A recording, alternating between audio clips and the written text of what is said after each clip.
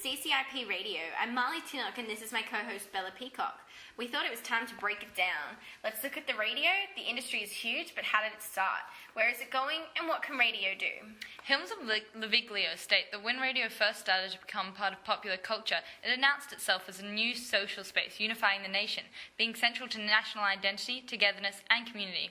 Radio represents a convergence of other types of communication mediums, including newspaper, theatre and church and school. When the radio first began, audiences were thought of as passive and conformed with mass culture. However, since digitisation, there has been increased demand for more personal content, which has seen traditional broadcasting undergo massive drops in ratings. Because of this new technology, audiences' expectations of the radio are shifting, with consumers now becoming what Jensen refers to as migratory, shifting media and exploring new avenues which offer them the best content. It can thus be seen that since the emergence of new technology such as digital transmission, iPods and the internet, our communication networks have shifted, in turn changing our expectations of content and listenership, forcing a re-evaluation of the practices concerning the radio industry. Later in the show, we'll be discussing social media and interactivity. Kristen Mile might be looking at the global popularity of Twitter and Facebook, which can be viewed as popular culture.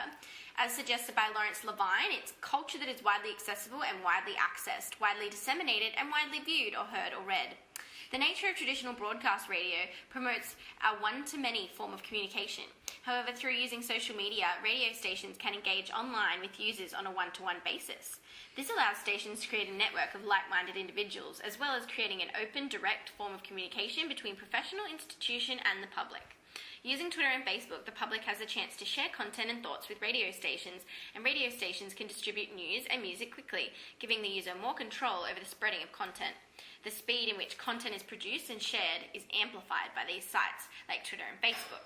But now it's time to hear from you guys. What do you want to know? We're taking calls now, and here's caller number 1.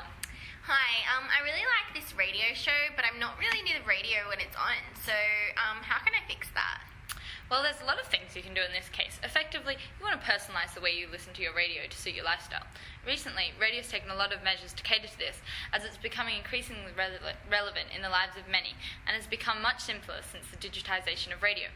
Firstly, you can stream our program from the internet live and then archive it, being able to pause and rewind when you play it back.